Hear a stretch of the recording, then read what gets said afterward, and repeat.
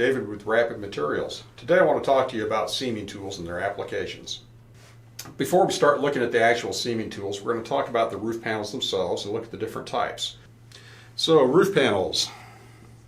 The types of roof panels that we're talking about are all considered standing seam panels. They all have a vertical seam of some type.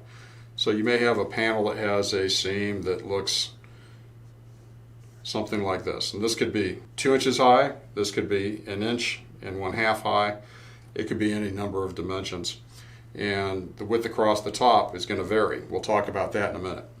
Another common profile is going to be what's called a trapezoidal standing seam. It may look something like this.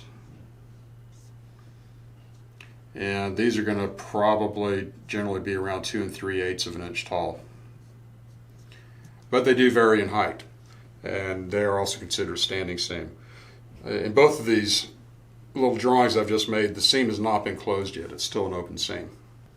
Alright, so now we're going to talk about seaming. So generally speaking, in a roof panel, you're locking the panel together either in what they call single lock or a double lock profile. This is usually done in 2 stages. To give you a better illustration, we're going to draw our roof panel with an open seam. So the panel's been installed on top of the next one. And then we're going to hit it with a seaming tool that will take and bend this part under 90 degrees.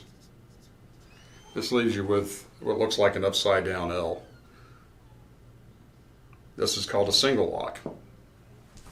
The second stage, or the double lock configuration, is done by taking a panel that's already been seamed to the first stage, where we have this nice little 90-degree lock that looks like an upside down L, and you take the second stage seamer on it, and you're going to bend this part of the panel under, so you end up with a panel that looks like this. Basically almost an upside down I. Very vertical. This is a double lock as opposed to the first stage, which is a single lock. So essentially we have 2 types of seams, and the terminology is really basic. You have a first stage, which is also known as single lock, and you have second stage, which is a double lock.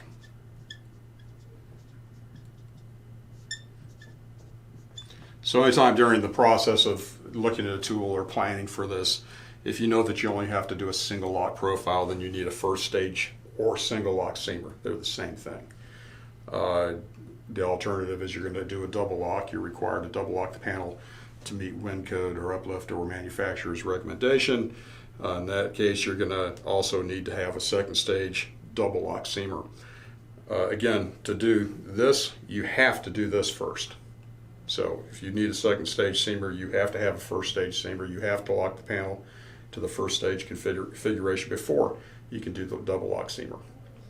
So I'm going to show you a couple of seamers. We're going to have a first stage single lock seamer, and we're going to have a second stage double lock seamer.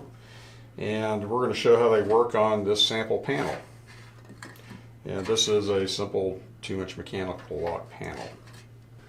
Alright, so when the panels are placed together, you've got an open panel configuration. First thing you want to do is bend the single lock. So you take a single lock seamer, which will sit over the panel, and by moving the handles over, we can lock the panel together.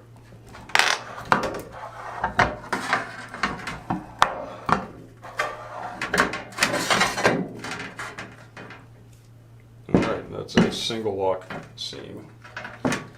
Normally this gap wouldn't be here. If your panels are fixed to the roof with clips, that's not going to occur. Our panel's loose on the table, so we have an open gap. If you see that in the field, you're doing something wrong. So a second stage seamer is designed to come down and close the panel.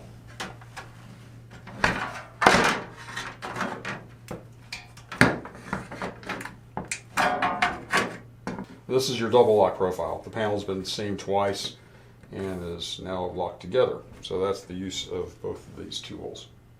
Alright, one of the most important things about selecting the correct seamer for your panel profile is knowing the dimension of the top of the panel rib. Now, if you have a roof panel sitting on the table, you're going to have two panel legs on it. You're going to have one that's called the male leg and one that's the female leg. The female leg is actually going to have paint on the outside of it. Makes it pretty easy to identify. It's the panel leg that goes over the male leg. This outside dimension on the female leg is the leg that's important. This could be 7/16 of an inch, it could be ½ inch, it could be 3/4, 13/16, even as much as 7/8.